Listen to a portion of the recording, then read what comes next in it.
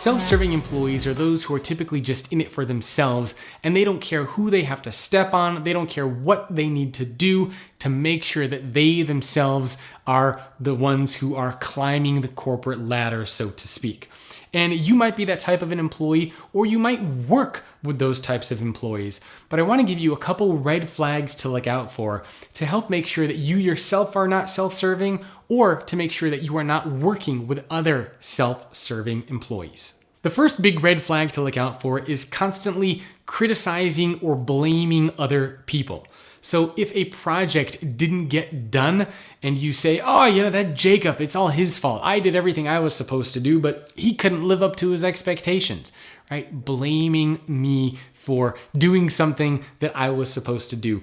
If you're constantly doing that and you're in that defensive mentality, that is a little bit of a sign, a red flag that either you are self-serving or that whoever is doing that on your team is self-serving. So keep an eye out for that, because you don't want to be that employee for sure. But you also don't want to be a part of a team where there is somebody on that team who's constantly blaming you or criticizing you or putting you down, or just, trying to make themselves look so good and making everyone else look bad. Nobody wants to be a part of that kind of a team. The second thing I want you to look out for as far as being a self-serving employee is making sure that you're not always trying to take control.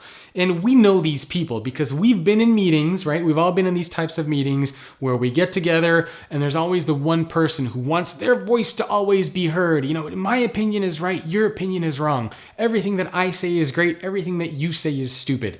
You don't want to be that type of an employee.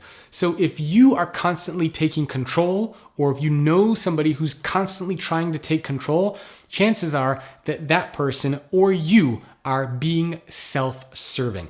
And lastly, another red flag I want to encourage you to look at is competition. Now, don't get me wrong. Competition is good. Friendly competition is great.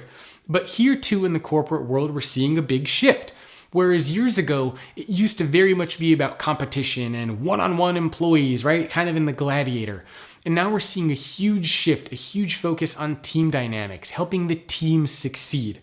So while that kind of friendly competition is great, you want to make sure that you're not that type of an employee who's willing to do whatever it takes to crush everybody else.